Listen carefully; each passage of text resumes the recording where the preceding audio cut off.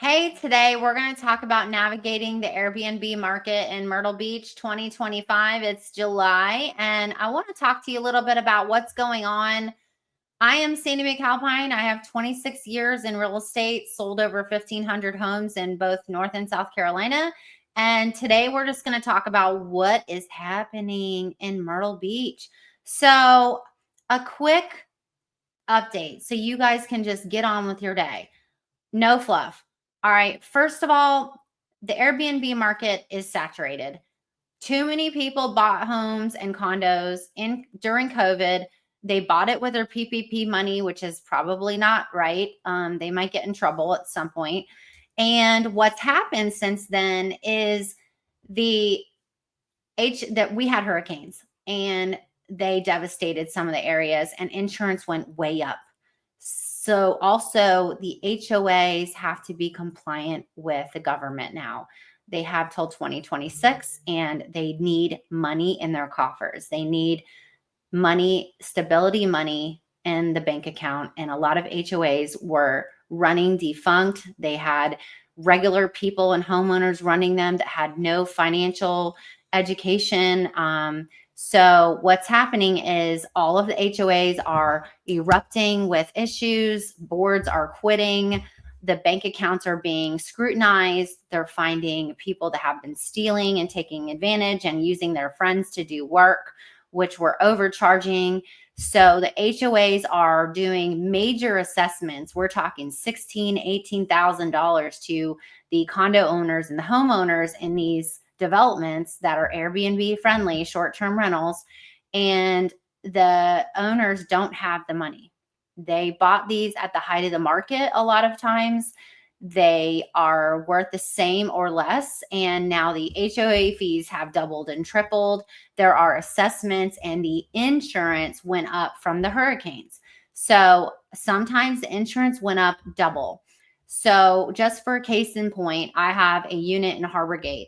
It's a 3-bedroom. It's a large unit. It's $875 or something like that, HOA dues, because we have elevators. It costs a lot of money to run the building. We have security, and we have hot tubs and pools and parking lots to maintain.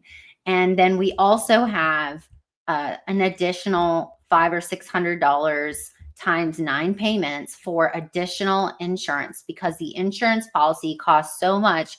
They didn't want to raise the dues, so they added additional insurance payments. They're always renegotiating and trying to get that down. Every year we have to just look at new policies and new carriers, but there are only like 2 or 3 that carry that type of insurance on those buildings. We're less than 10 miles to the beach, so you have to have wind and hail on these buildings. There's flood insurance and all of it. So with that being said, when you're an investor in South Carolina, you have to pay 4% tax rate on the tax value, and you also have to pay millage. And so by the time that you pay your taxes, your insurance, your assessments, and your HOA dues, sometimes these units can cost you, $16,000 to $24,000 a year before you even rent them. Now let's talk about renting. When you do Airbnbs, even if you can get a ton of booking, you're having to run ads. You're needing to pay a property manager if you're not managing yourself. You need to pay cleaners. Yes, you can charge the cleaning fee, but if it's too high, then you need to eat the difference. Okay. So in order to get more bookings, sometimes you have to lower the cleaning fee than what it actually is. You have to lower sometimes the nightly rate to something ridiculous during the winter time to get your unit rented. And so I've noticed that if you have a equity line payment, or you did not pay cash for the unit, you have a mortgage on the unit, you are not going to make money. You will barely break even. So in Myrtle Beach, and I'm telling you, I'm not the only person that will tell you this, real estate agents everywhere, property managers everywhere will tell you, if you can pay cash, you might make some money on the unit. You might.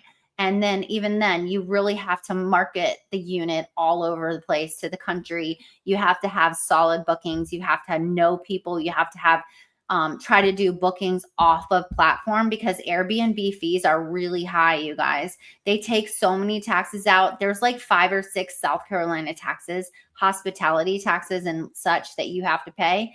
So it gets expensive. These Airbnbs are not making money. These sellers were in it to make cash flow, and now they're not cash flowing. And look, 2025, people just aren't vacationing like they were a couple years ago.